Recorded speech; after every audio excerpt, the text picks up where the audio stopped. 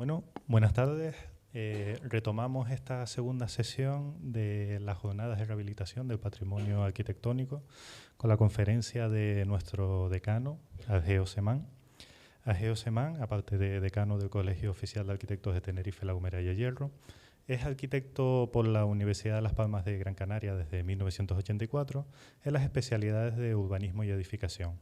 Ha desarrollado una intensa actividad profesional de manera independiente y como socio fundador de Oficina de Arquitectura 3 SLP en materia de edificación y de planeamiento con la redacción de los planes generales de ordenación ya aprobados de La Orotava, Santa Úrsula y El Paso, así como los planes generales en tramitación de la revisión del PGO de La Orotava, Los Realejos, ICOP de los Vinos y Moya. También ha dirigido el Plan Especial de Protección del Conjunto Histórico de La Orotava, aprobado en 2009 y en ejecución. Así también como los planes especiales en tramitación de Teguise, del Casco Histórico del Paso y el borrador del Plan Especial del Realejo Alto. También ha desarrollado los catálogos de protección de El Paso y de Antigua, que están actualmente en redacción. Bueno, Ageo, te paso la palabra. Muchas gracias, Domingo. Buenas tardes a todos.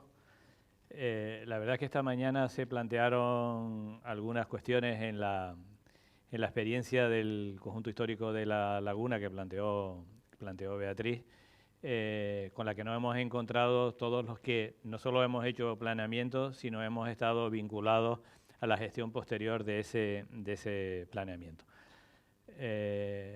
Yo voy a hablar inicialmente, voy a hacer una lectura crítica de la Ley de Patrimonio Cultural, nuestra ley de 2019, que sustituyó a la de 1999 y que fue la primera legislación autonómica que sustituyó, que estableció las competencias después de la Ley de Patrimonio Histórico Español del año 85. Luego lo iré comentando por partes y al final acabaremos hablando de tres casos concretos, uno con mayor nivel de desarrollo, como es la experiencia con el conjunto histórico de la Villa de La Orotava, pero también los problemas de los límites de otros conjuntos históricos, como el de la Villa de Teguise en Lanzarote o el caso del Realejo Alto aquí en Tenerife también. Estas son les voy a leer las tres definiciones de conjunto histórico con las que nos hemos encontrado desde que esto de alguna manera se ha intentado sistematizar, ¿no? La Ley de 1685 de Patrimonio Histórico Español, del Estado español, definió el conjunto histórico como la agrupación de bienes inmuebles que forman una unidad de asentamiento continua o dispersa, condicionada por una estructura física representativa de la evolución de una comunidad humana, por ser testimonio de su cultura o constituir un valor de uso y disfrute para la colectividad. Asimismo, es conjunto histórico cualquier núcleo individualizado de inmuebles comprendidos en una unidad superior de población que reúna esas mismas características y pueda ser claramente delimitado. La Ley de Patrimonio del 99 de Canarias definió al conjunto histórico, en nuestro caso, como la agrupación de bienes inmuebles que forman una unidad de asentamiento de carácter urbano o rural, continua o dispersa, o núcleo individualizado de inmuebles condicionado por una estructura física representativa de la evolución de una comunidad humana, por ser testimonio de su cultura o constituir un valor de uso y disfrute para la colectividad. Y por último, la Ley de Patrimonio Cultural de Canarias define al conjunto histórico muy similar a la anterior, con alguna modificación, como la agrupación de bienes inmuebles que forman una unidad de asentamiento claramente delimitable, de carácter urbano o rural, continua o dispersa, o núcleo individualizado de inmuebles cuya estructura física sea reflejo de la evolución de una comunidad humana, con independencia del valor de los elementos singulares que lo integran. E incluso se podrán incluir en esta categoría los referentes paisajísticos que contribuyan a conformar su imagen histórica. Como ven en estas tres definiciones, el conjunto histórico puede ser un conjunto o pueden ser muchos conjuntos, como aquí se ha venido llamando los conjuntos históricos con los islotes. Es el caso de ICO de los Vinos, que tiene un conjunto histórico en el centro y a su vez una serie de islotes por fuera. O el caso del Puerto de la Cruz, que también tiene un conjunto delimitado, claramente físicamente representativo, y luego tiene una serie de elementos independientes por fuera. Yo, ¿qué les voy a decir? Desde el año 85 siguen hablando de que pueden ser continuos o dispersos. A mí me parece un error de concepto. Si es un conjunto, es un conjunto. Y lo que no puede ser es que un conjunto tenga 10 elementos por fuera independientes. Habrán 2 conjuntos, 5 conjuntos o lo que sea, pero estaremos hablando de un criterio de conjunto, no de manera dispersa o individualizada. ¿Por qué pasa esto también? Porque en este criterio, esta manera de interpretarla, se ha partido de la base de que lo verdaderamente importante es la catalogación patrimonial de los inmuebles. Por eso no les preocupa tanto, a pesar de que las definiciones los definen como conjuntos, algunos con más contundencia que en otros, como conjuntos urbanos o rurales que tienen una determinada trama urbana, en el fondo están pensando el legislador en el elemento individualizado del patrimonio. Por eso no le preocupa que el conjunto sea discontinuo. Pero, por ejemplo, como vemos en el caso de ICO de los Vinos, que tenemos un conjunto perfectamente delimitado con unos elementos bastante potentes y que después nos encontramos elementos sueltos, separados contundentemente, incluso al otro lado de la autopista, en el que, sin embargo, se siguen considerando edificaciones de carácter rural, se siguen considerando como vinculados al conjunto histórico. Yo creo que esa es una mala solución, una incorrecta manera de interpretar lo que es la idea de conjunto, ¿no? El artículo 36, haré un recorrido rápido por la Ley de Patrimonio Cultural, que es la que tenemos vigente ahora.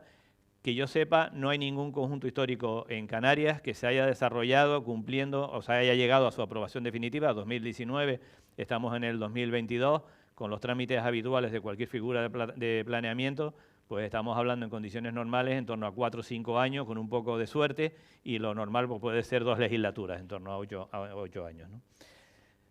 El artículo 36 de la Ley de Patrimonio establece que los conjuntos históricos, como unidades representativas del proceso evolutivo de una determinada comunidad, deberán ser protegidos y conservados atendiendo a sus valores patrimoniales culturales peculiares, prohibiéndose aquellas intervenciones que introduzcan elementos que devalúen sus valores y fisonomía histórica. La Ley de Patrimonio Cultural de Canarias, heredando los criterios e incluso a veces hasta exagerándolo lo de la Ley de Patrimonio del 99, está más preocupada, vuelvo a insistir, en la catalogación individualizada que en la del conjunto. El plan especial no se entiende como un elemento de carácter urbanístico en el que, además de recoger la valoración o la catalogación de los elementos patrimoniales individualizados, tenga una visión de conjunto del propio conjunto histórico, valga la redundancia. El artículo 37 dice que la ordenación y gestión del área afectada por una declaración de conjunto histórico se establecerá mediante la formulación de un plan especial de protección elaborado conforme a criterios que garanticen su preservación. Pero fíjense que en el apartado 2 dice, esta obligación se mantendrá aun cuando exista otro instrumento de ordenación territorial o urbanístico que ordene su ámbito. Cuando no teníamos la Ley de Patrimonio del 99, cuando la Ley del Estado del 85, cuando empezamos a desarrollar los trabajos del conjunto histórico, del plan especial del conjunto histórico de la Villa de la Orotava, el plan general podía tener la ordenación detallada del conjunto histórico. Es cuando entra la Ley del 99, la de Patrimonio Histórico de Canarias, la que separa el ámbito y dice no, la ordenación de los elementos, de los conjuntos históricos, de los elementos patrimoniales, tiene que ser una legislación sectorial.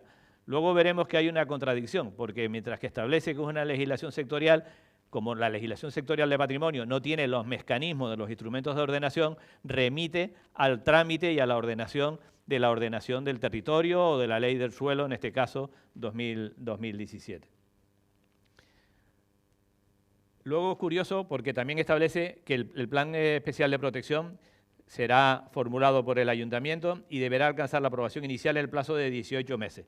Estamos estableciendo plazos en una legislación sectorial sobre unas cuestiones de carácter urbanístico.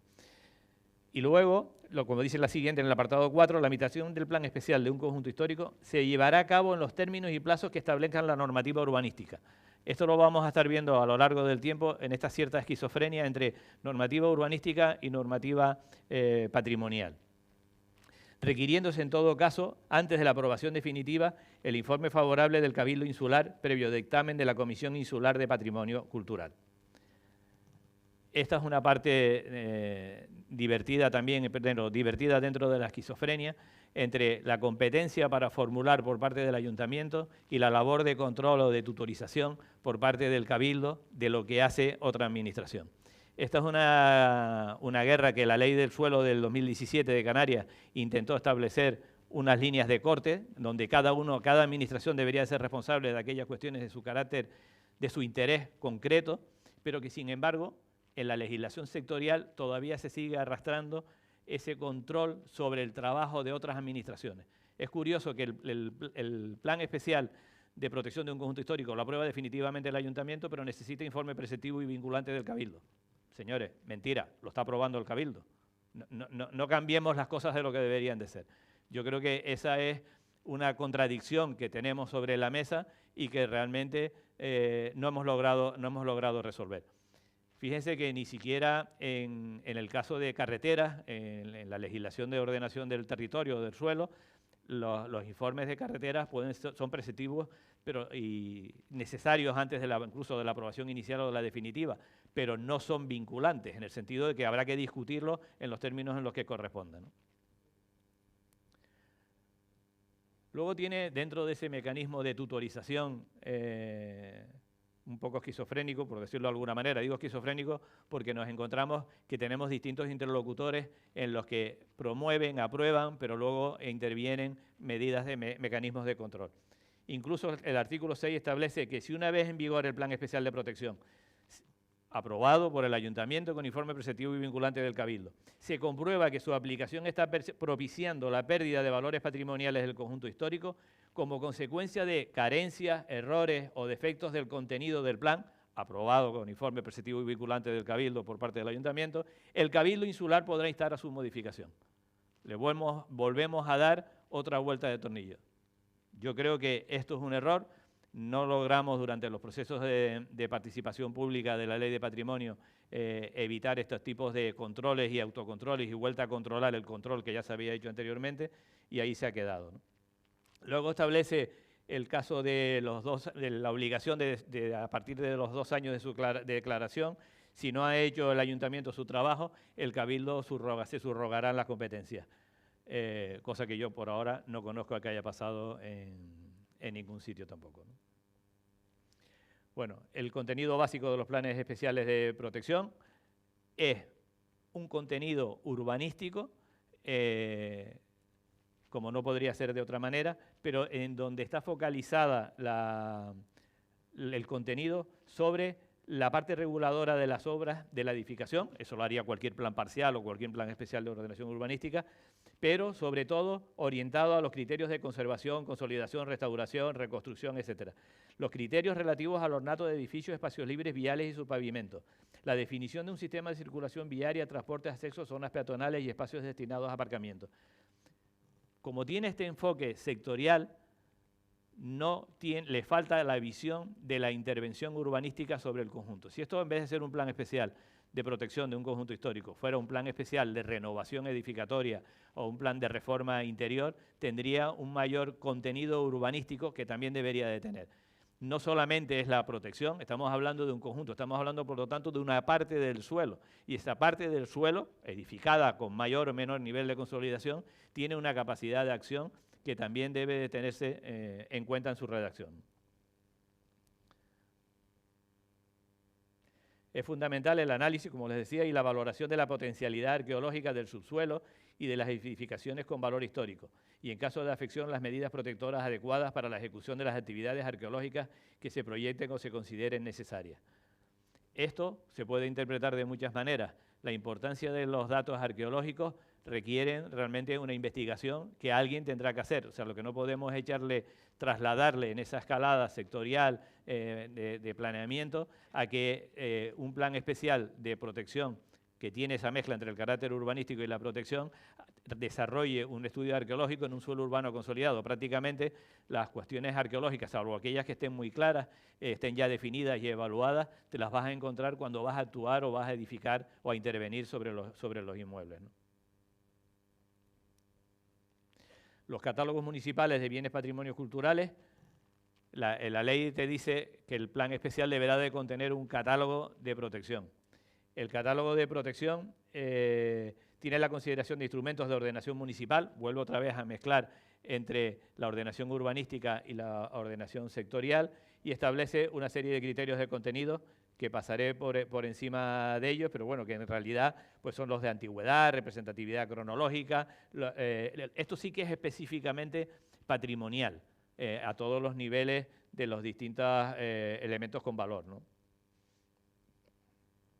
Pero el contenido de las fichas, el contenido del catálogo, tiene otra vez para mí un problema importante. La ley de patrimonio histórico, como ley sectorial, debería de haberse quedado en el escalón de la legislación, de la parte legislativa, y haber remitido a un reglamento de la ley de patrimonio cultural en la que se hubieran definido contenido de fichas, contenido de documentos, criterios, se podía haber establecido, haber separado. ¿Por qué era importante haberlo separado? Porque la definición que tiene la propia ley, que es una ley que está más cerca del reglamento que de la propia ley, hace inviable que cualquier modificación. Lo que hablaba esta mañana Beatriz, cuando hablaba del contenido de la ficha respecto de si entras o no entras en el inmueble, o si tienes que tener un informe de patología interno o no, pues resulta que modificar eso tienes que ir al Parlamento a discutir por qué esa interpretación, cuando perfectamente en un reglamento de desarrollo, que sería mediante decreto del Gobierno de Canarias, tiene una mayor flexibilidad para poder encontrar soluciones a los problemas que vemos diariamente en la aplicación. Hay uno de los contenidos de la normativa del catálogo que está también cargado de balas, que son los criterios técnicos y materiales a emplear en las intervenciones.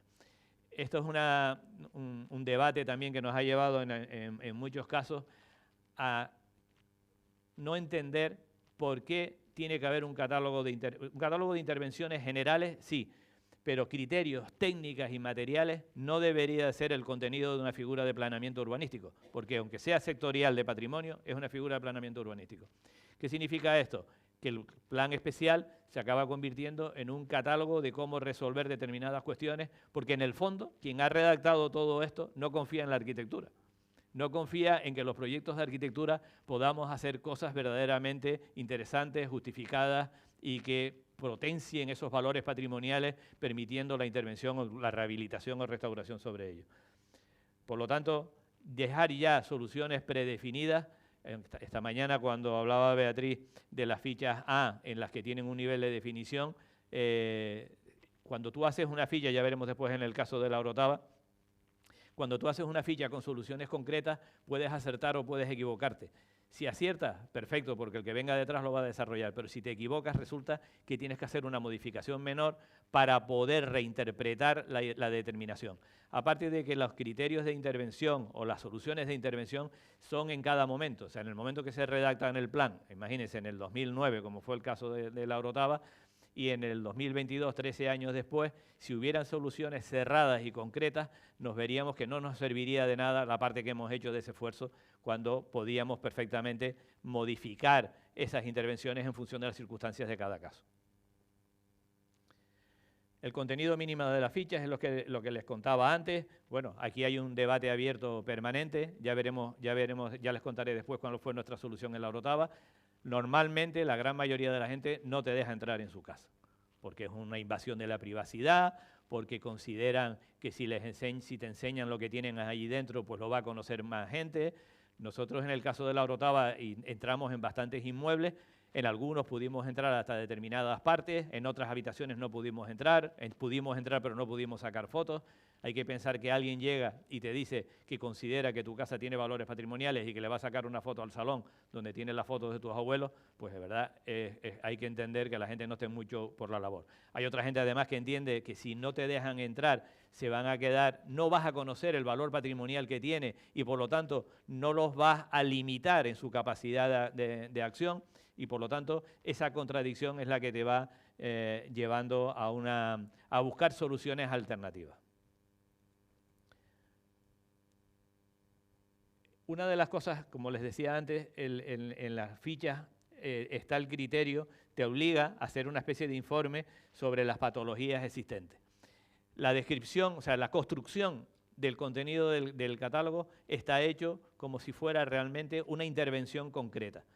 La Orotava eran pues 500 y pico fichas, en La Laguna estábamos hablando esta mañana de 600 y pico fichas, pues imagínense en hacer a nivel de planeamiento urbanístico 500 fichas desarrolladas con plantas, alzados, sección, intervenciones, usos, tipologías edificatorias, materiales, criterios de intervención, acciones sobre las que puedes hacer ello. Es algo realmente desproporcionado. Y no es como alguna gente piense, porque se paga lo que tenga que hacer. No, no hay dinero para pagar eso y no hay tiempo para poder hacer eso. Por lo tanto, tendremos que buscar alternativas.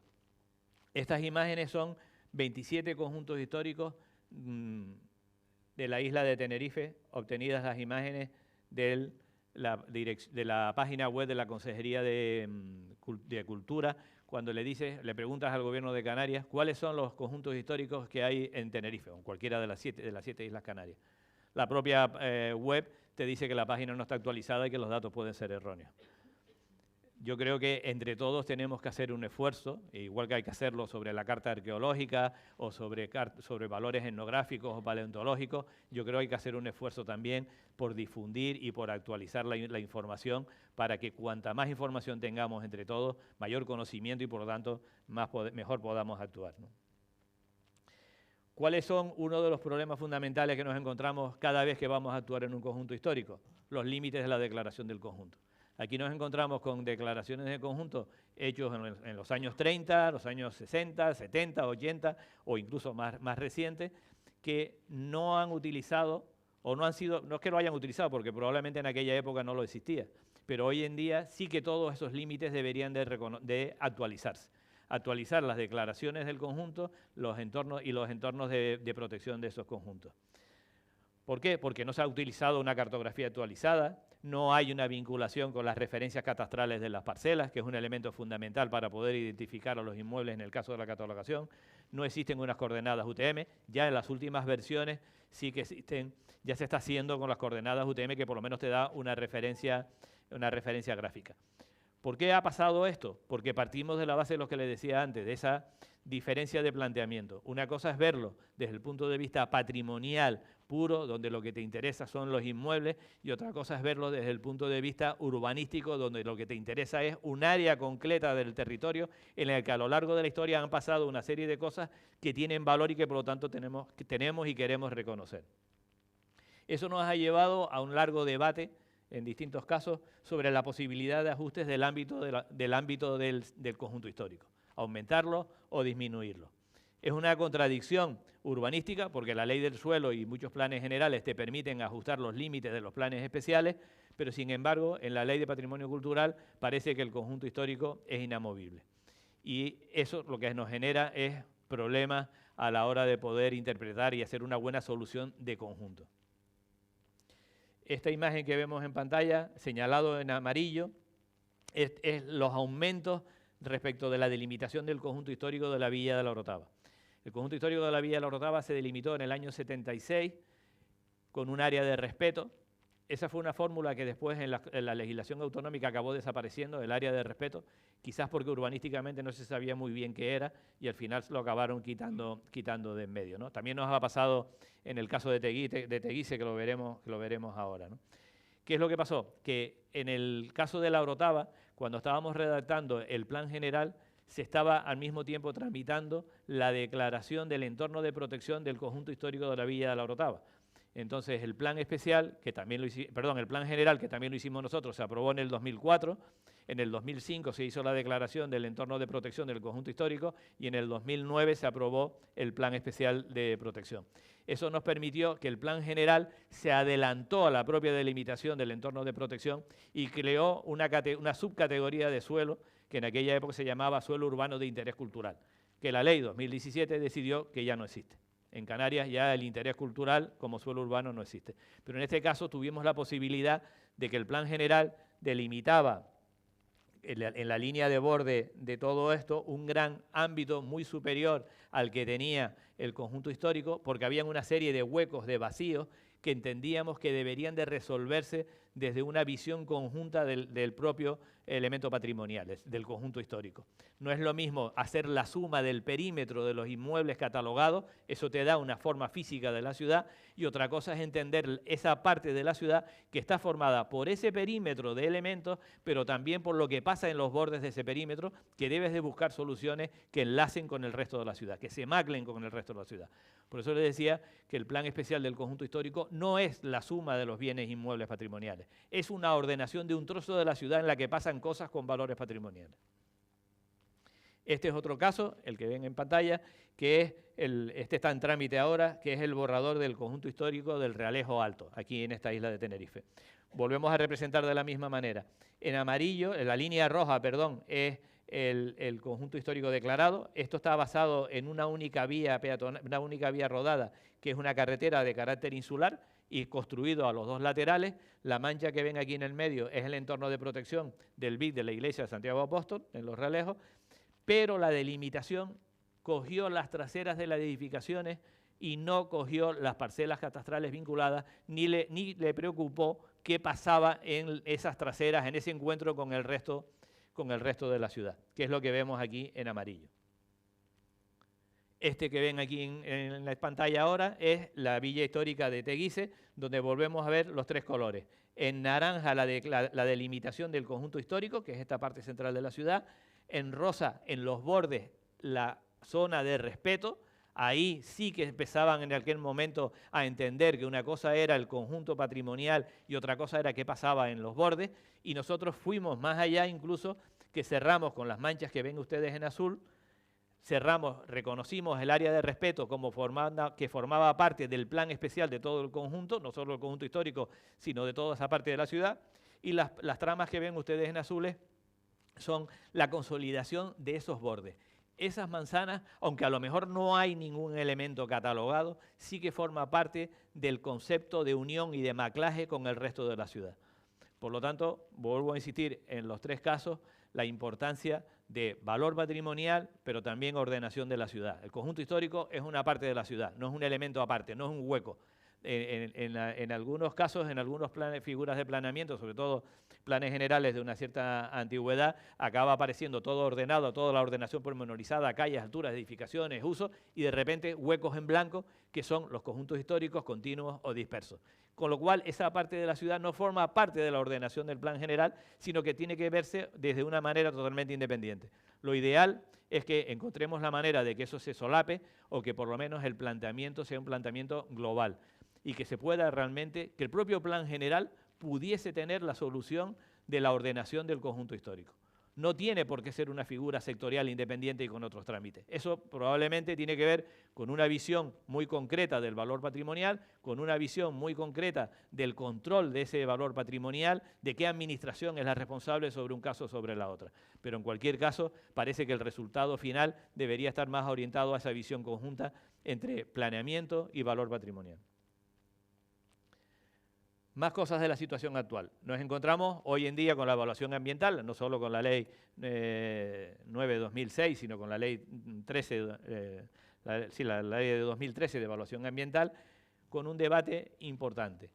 En un conjunto histórico que está consolidado al 100%, que prácticamente no hay huecos, que lo que hay son inmuebles catalogados o no catalogados, ¿qué alternativas nos podemos plantear?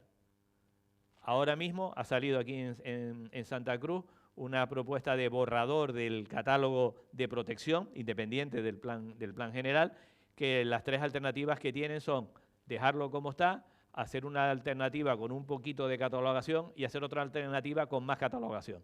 Como si el hecho de decidir elementos que se catalogan o no catalogan pudiese ser un elemento de intensidad.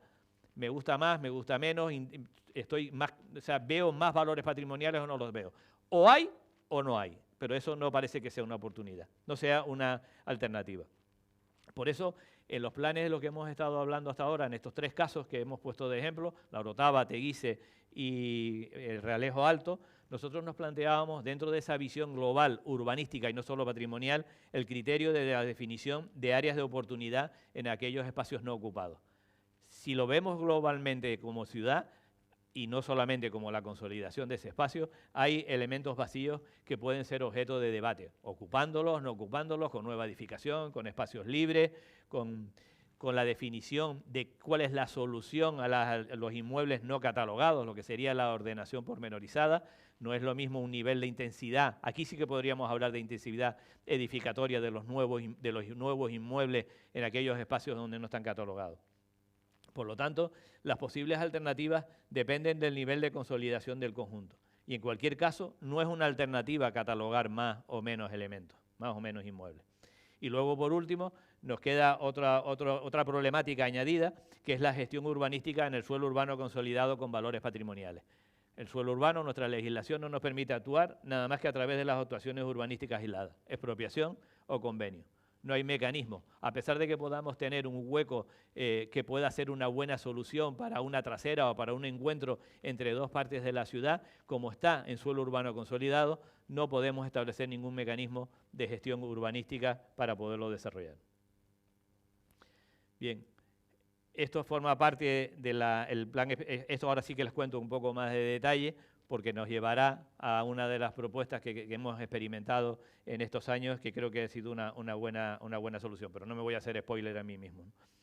Bien, esta es una imagen del centro del conjunto histórico de la Orotava, y empiezo por el final de la tramitación. Esta es la parte más emocionante, todavía se me ponen los pelos de punta, cuando conseguimos que se publicara la aprobación definitiva. El plan especial está aprobado, ha sido aprobado por el Pleno del Ayuntamiento, tuvo ya todos los informes que ahora les contaré por encima, se publicó en el Boletín Oficial de Canarias, se publicó en el Boletín Oficial de la provincia. Esto es algo, tardamos 4 años realmente desde la aprobación inicial es 2005 y la aprobación definitiva es en el 2009. Yo creo que hoy no seríamos capaces, con la sistemática que tenemos de planeamiento, lograrlo en 4 años. Cuando hicimos el Plan General del Paso, y siempre me gusta contarlo, y fue en el año 2012 cuando se aprobó definitivamente, después de 7 años de tramitación, la alcaldesa en aquel momento, en la CONMAC, que era en aquel momento la mesa, cuando el consejero declara aprobado el Plan General del Paso, se echó a llorar como una magdalena, porque no se lo creía. Y ella solo había estado 7 años de tramitación. Hoy en día nosotros hay planes que llevamos 10, 12, 13, 14 años de tramitación.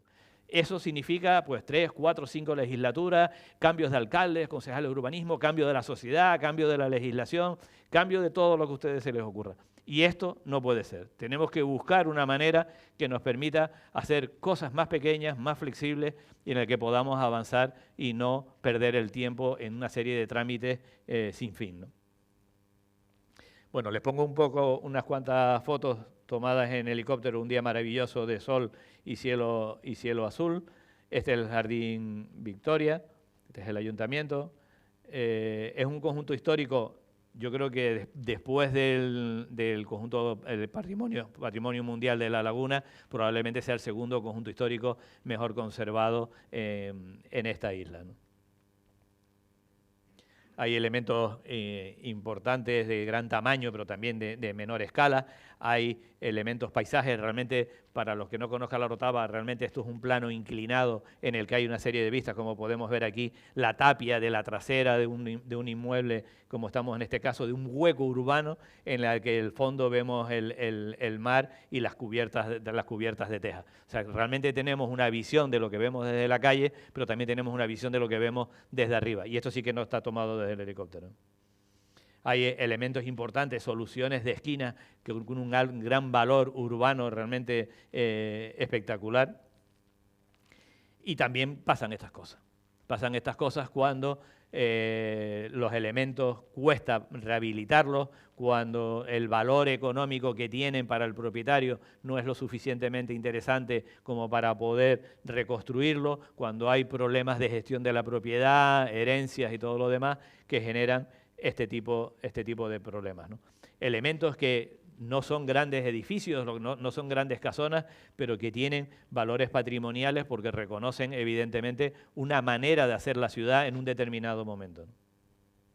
Bueno, este es el equipo redactor, un equipo multidisciplinar, con arquitectos, historia del arte, geógrafos, la parte ambiental.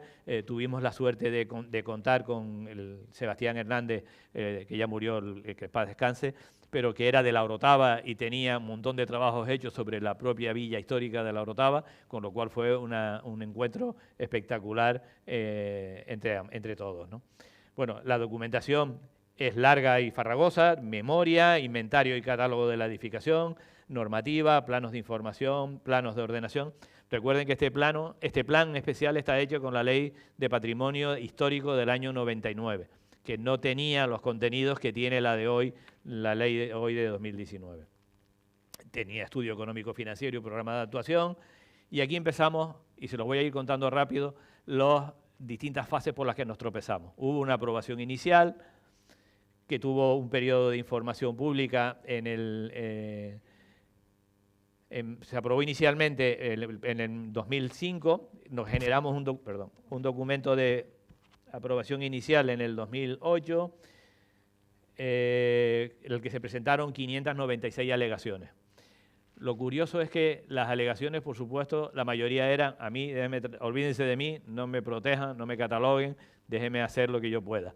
Establecimos un criterio de delimitación de lo que llamábamos alineaciones interiores en la defensa de los espacios no ocupados del interior. Lo llamamos patio de manzana porque eso es un concepto urbanístico, no porque tenga que ser ningún otro concepto. Sin embargo, se montó una revolución social porque a alguien se le ocurrió correr la voz de que los patios de manzana eran colectivos y se tenían que poner todos de acuerdo y repartirse la propiedad entre todos. Entonces se montó un lío que al final eliminamos los patios de manzana pero dejamos las alineaciones interiores.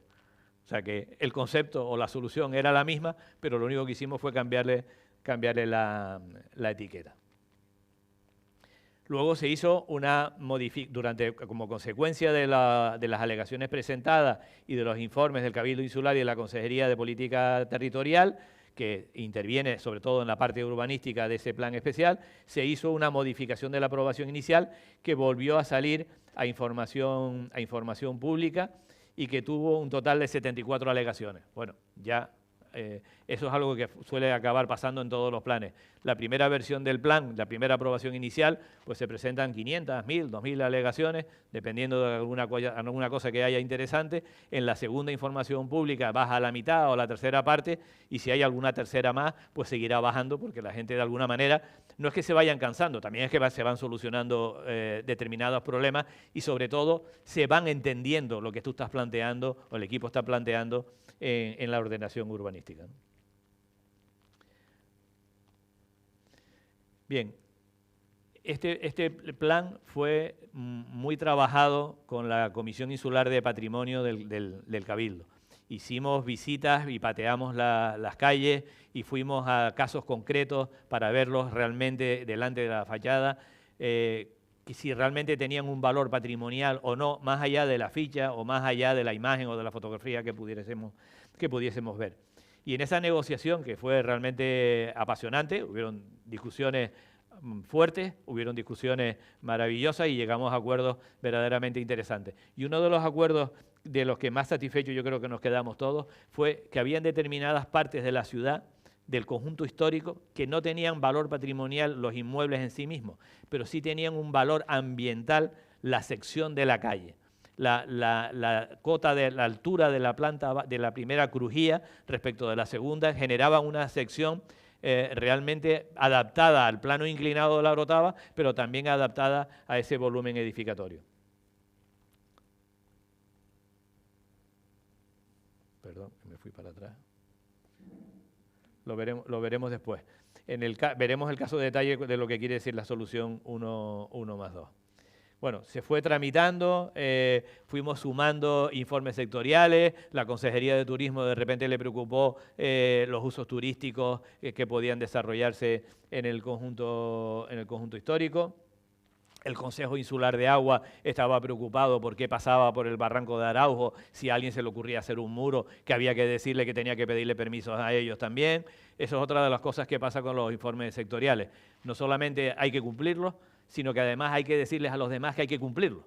Quiero decir que lo mismo pasa con carreteras, con el Consejo Insular, con AESA, con Costas. Costas es uno de los informes sectoriales más surrealistas. Te obligan a que cualquier planeamiento que tenga que ver con costas tiene que recoger todo el articulado de la ley de costas, del reglamento de costas y sus disposiciones transitorias, cuando lo que tiene que hacer es cumplir la ley exclusivamente y dejarse de más historias, ¿no? Bueno, pues todo esto al final son piedritas que se van, o carpetitas que se van uniendo a la documentación del plan y que van generando más trámites, más documentos. Algunos en algún momento se consideran sustanciales y hay que volver a repetir el proceso y volver de nuevo a una información pública. Bien, el Consejo de Gobierno del Cabildo, el 19 de octubre de 2009, emitió el informe institucional con el carácter de favorable condicionado a la subsanación de las cuestiones señaladas en dicho informe. Al final se subsanaron bueno, aquí es lo que le contaba, se subsanaron lo que nos había pedido el Cabildo, pactamos la solución, y esa es otra de las cosas que es importante, que la pandemia nos ha hecho un daño tremendo. Antes de la pandemia éramos capaces, entre todos, de sentarnos a hablar, de sentarnos, negociar, poner sobre la mesa la problemática, cuáles eran las alternativas, éramos capaces de tener una mesa de 10, 12 personas. Llega la pandemia, se acabaron las reuniones presenciales, las videoconferencias con muchas limitaciones. No es lo mismo una videoconferencia que una reunión presencial en la que se pueda derivar, llegar a establecer acuerdos. Bueno, pues a pesar de todo eso, en este caso, como no pasó eso, no estábamos en la pandemia, pudimos seguir manteniendo todas esas reuniones hasta llegar al documento de aprobación definitiva. Y eso es lo que tenemos que de alguna manera recuperar.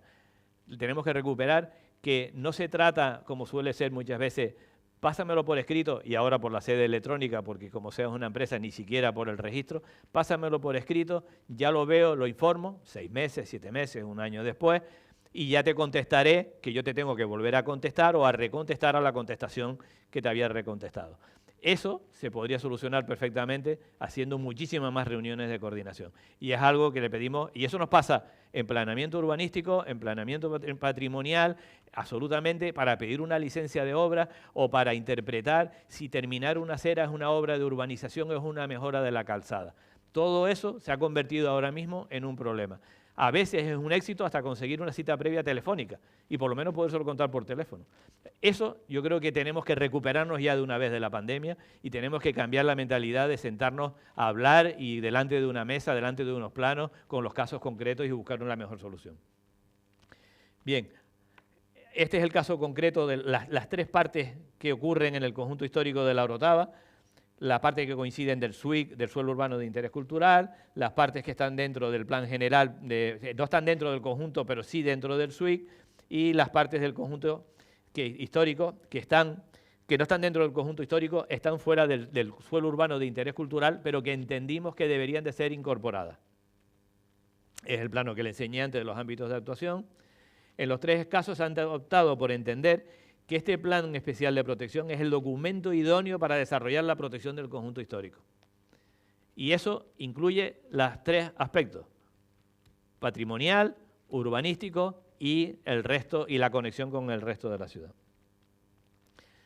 Bien, una de las cosas en las que más se insistió y que yo creo que vale la pena hacer el esfuerzo en este concepto que hablábamos siempre de equipo multidisciplinar, cuando estamos hablando de un planeamiento especial, es la importancia de la memoria histórica.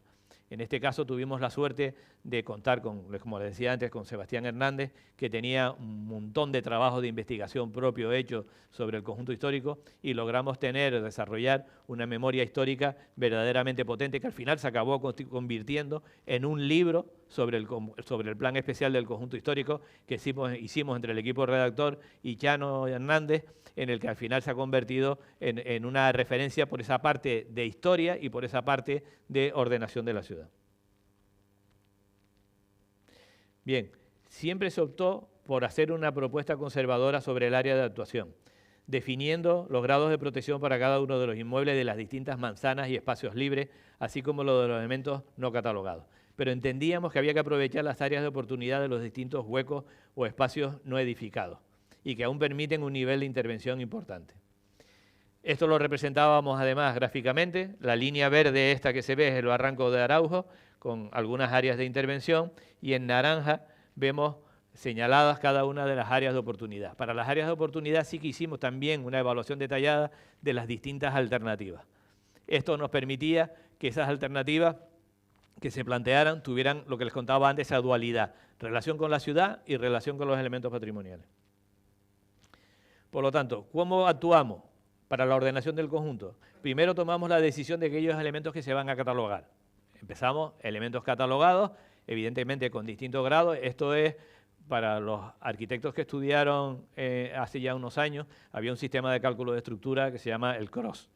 Y el CROSS funciona a base de ir dando vueltas en los distintos nudos estructurales hasta al final encontrar un equilibrio casi cero la mejor solución para resolver las secciones de los elementos estructurales. Ese criterio es también el que nosotros aplicábamos. Hacíamos una primera vuelta, identificábamos los elementos muy claros, hacíamos una segunda vuelta y empezábamos a entrar en el debate o la discusión de otros elementos de menor valor que a lo mejor individualmente no lo tenían, pero sí lo tenían a nivel de conjunto. Y también para nosotros era importante el sistema viario existente. En el caso de la Orotava teníamos buenos elementos, buenos casos de elementos patrimoniales con adoquines originales desde hace ya unos cuantos años encima, ¿no? Bien, esta es la representación gráfica, que es lo que uno espera cuando ve un documento urbanístico. Aquí vemos... Volvió a la vida. Aquí vemos representada en azul los inmuebles y sus parcelas catalogados con el máximo valor de grado de protección, protección integral.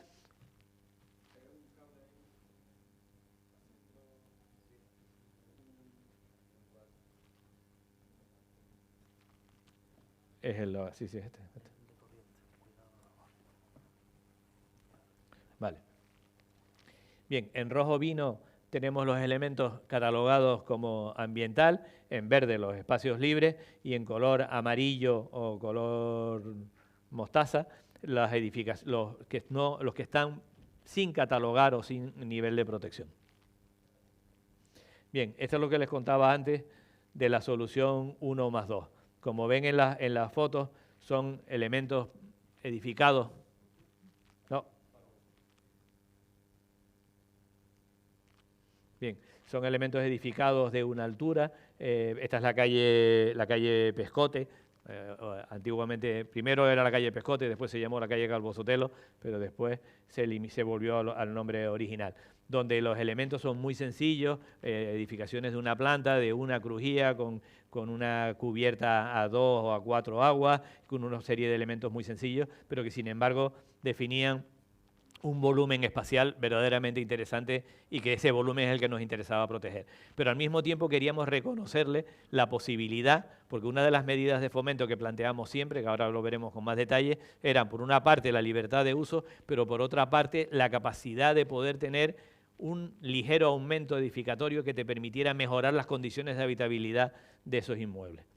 Aquí tenemos los casos en la Orotava, las pendientes son verdaderamente importantes, donde jugamos con no perder la protección de esa primera crujía, aunque el elemento no está catalogado, no está catalogado, pero lo que se trata es de que se mantenga ese volumen resultado. Tú cualquiera de esas piezas que no están catalogadas las puedes sustituir, pero las tienes que volver a poner con alguien que respete las mismas reglas del juego que forman parte de ese conjunto.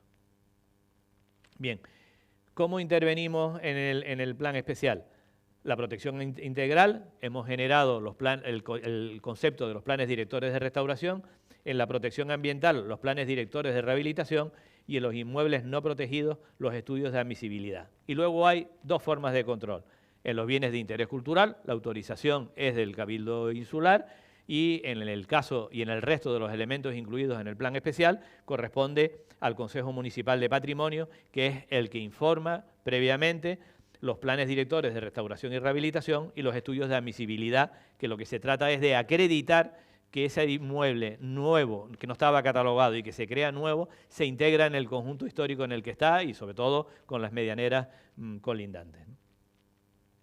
Bien, la ordenación pormenorizada, definimos para cada una de las parcelas catastrales y de las edificaciones existentes qué grado de protección tiene y qué grado de intervención tiene también.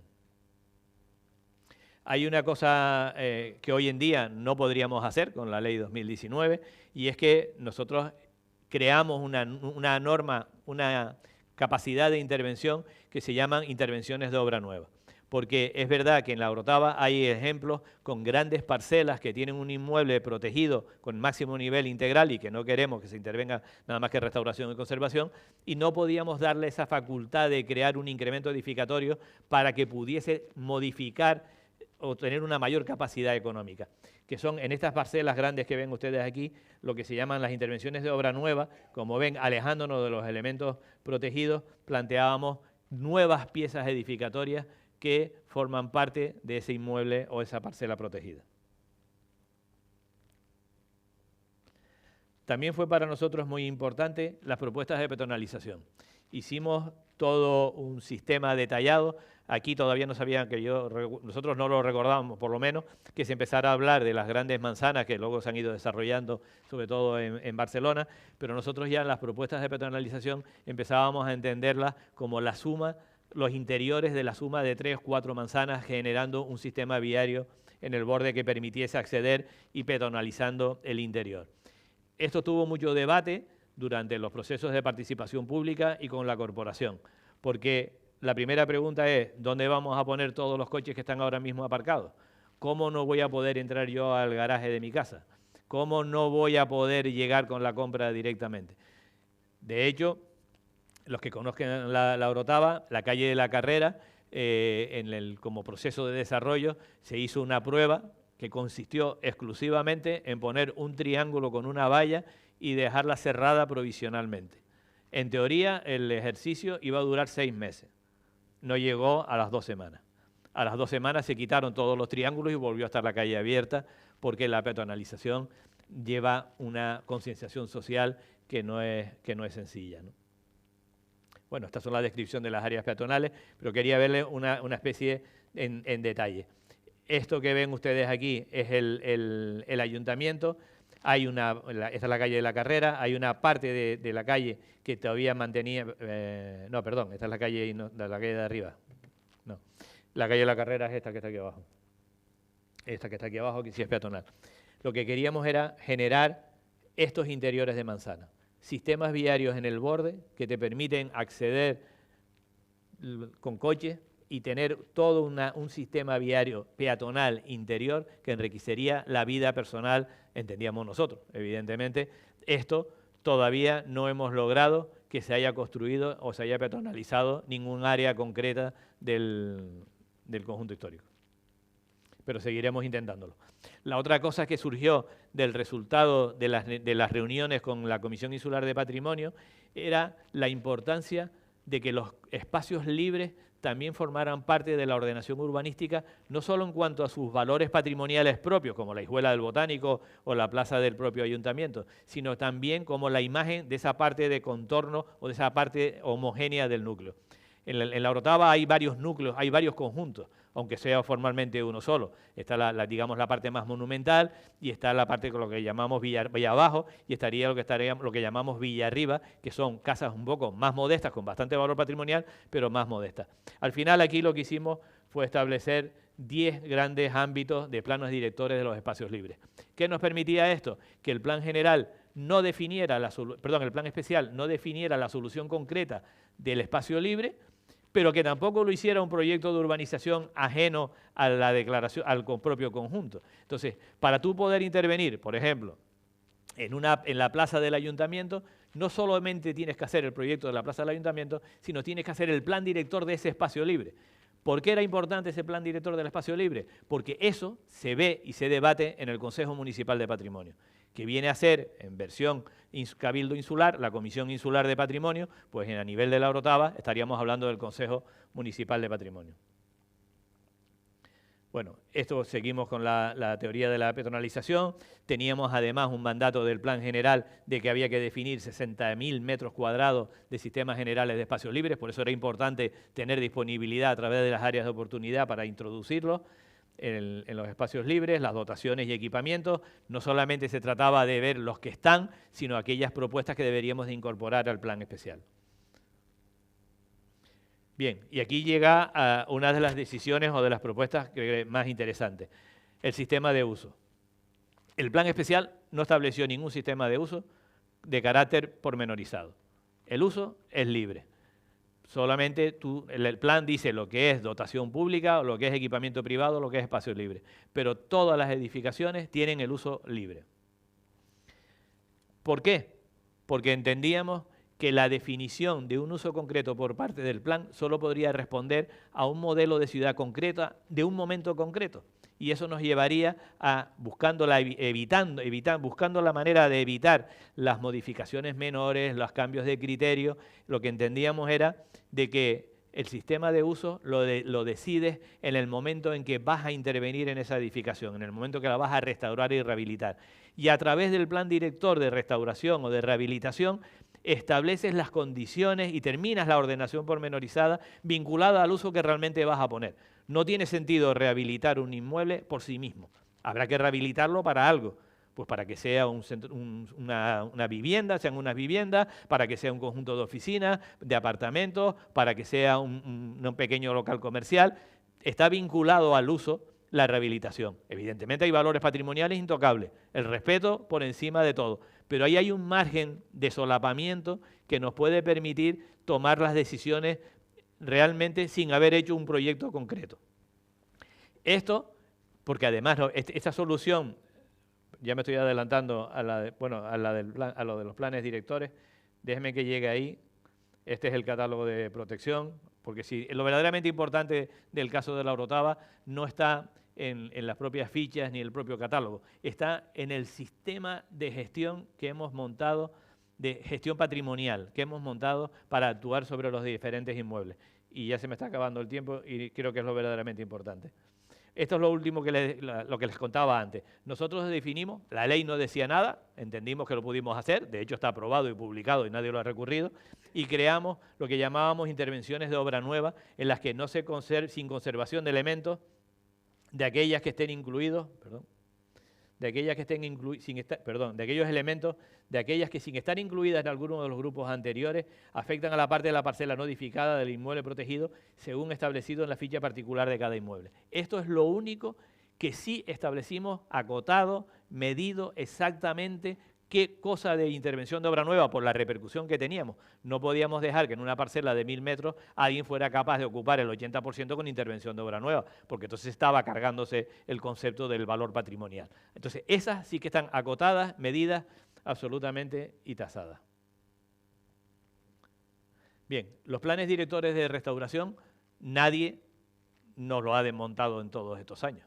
De hecho, nosotros arrancamos esto pensando, recordando lo que pasaba a través de los planes directores de intervención en los grandes catedrales, en los grandes elementos patrimoniales, donde se hacía un plan director de intervención que luego se iba desarrollando parcialmente. Y entendimos que esa era una buena solución, por dos razones. La que les contaba de que hacemos el plan director cuando vamos a saber lo que vamos a desarrollar dentro. Y segundo, como no hemos podido entrar en muchos de ellos, quien tiene la obligación de presentar el plan director es el propietario. Colaboración público-privada. Vale, no me has dejado entrar, pero el día que quieres hacer algo, me tienes que traer el plan director de restauración o de rehabilitación, lo tenemos que debatir en el Consejo Municipal de Patrimonio, se informa favorable con condiciones o sin condiciones, y a partir de ahí se desarrolla el proyecto básico y de ejecución de la rehabilitación en sí.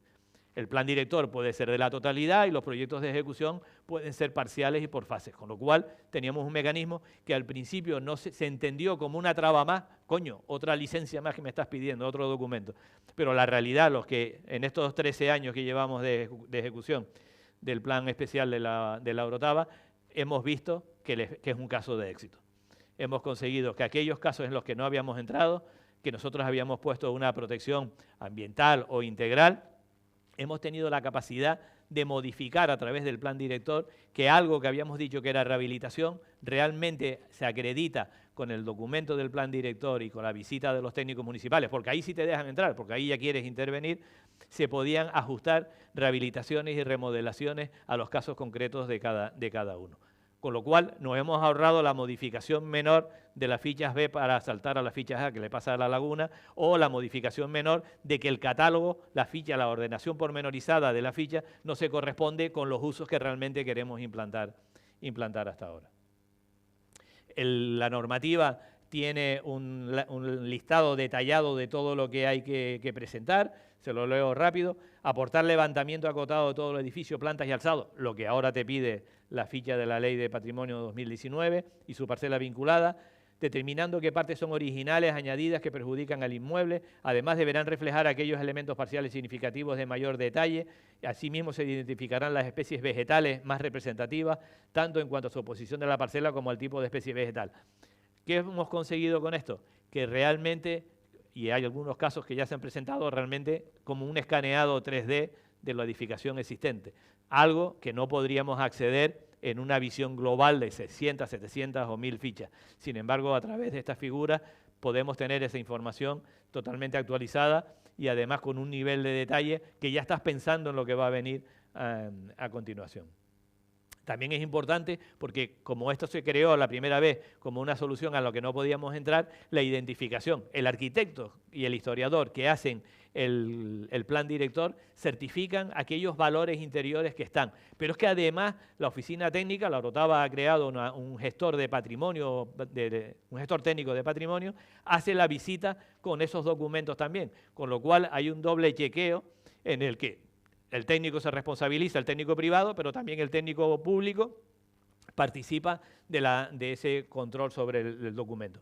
Eso pasa con restauración, que son para los integrales, como pasa también con la rehabilitación para los de carácter ambiental. Y luego nos pareció que había un hueco todavía sin determinar respecto de qué pasa con lo que está a los lados de los elementos catalogados o protegidos.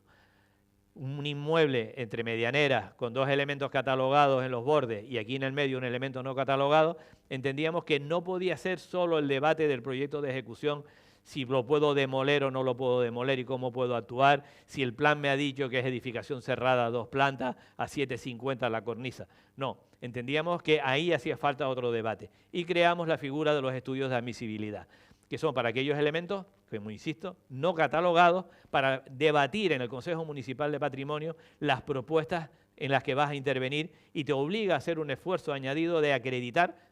Todo buen arquitecto o buen proyectista debería de hacer siempre acreditar qué pasa en los bordes de su actuación, pero esto lo que conseguimos es que hemos creado un sistema que se debate en la mesa del Consejo Municipal de Patrimonio.